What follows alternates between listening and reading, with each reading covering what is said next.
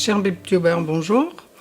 J'ai le plaisir de vous présenter le livre des temps. C'est un livre de Guillaume Duprat. C'est un écrivain qui illustre également ses livres. C'est un scientifique qui est spécialisé dans l'aspect de l'histoire, mais ancienne, et il s'est intéressé à la mesure du temps et à l'aspect légende et mythologie de tous les temps. Et les pop-up ont été créés par Olivier Charbonnel. C'est un livre qui a été édité par Saltimbanque et qui est tout récent, donc 2021.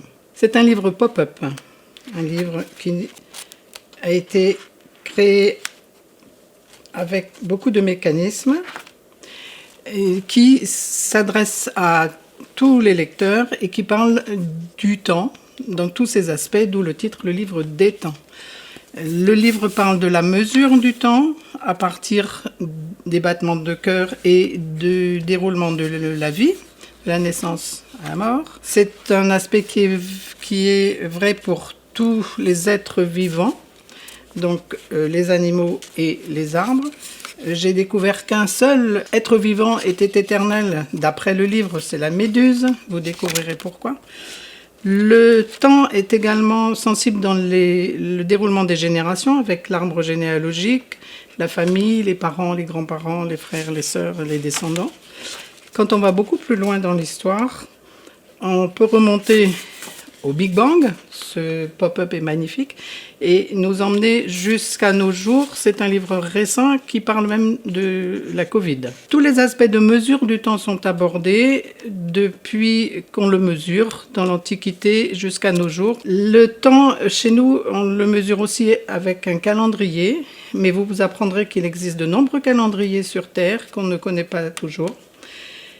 Le pop-up des voyages permet de mettre un accent sur la nécessité de mesurer le temps et de s'accorder sur sa mesure tout autour de la Terre. Il faut que les avions et les trains partent à l'heure et arrivent à l'heure d'un côté à l'autre de la Terre.